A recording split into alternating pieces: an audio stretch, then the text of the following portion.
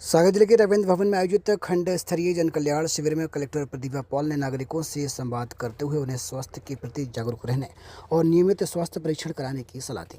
उन्होंने कहा कि शासन की विभिन्न जन कल्याणकारी योजनाओं का उद्देश्य आमजन को बेहतर सुविधाएं उपलब्ध कराना है, इसलिए सभी पात्र हितग्राही इन योजनाओं का लाभ अवश्य लें।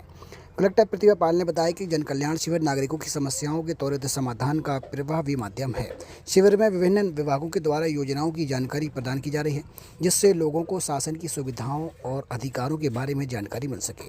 उन्होंने कहा कि आमजन अपनी समस्याओं एवं आवश्यकता से संबंधित आवेदन शिविर में प्रस्तुत कर सकते हैं, जिनका निर्धारित समय सीमा में निराकरण सुनिश्चित किया जाएगा। शिविर में बड़ी संख्या में नागरिकों ने पहुंचकर विभिन्न योजनाओं की जानकारी प्राप्त की तथा आवेदन प्रस्तुत किए।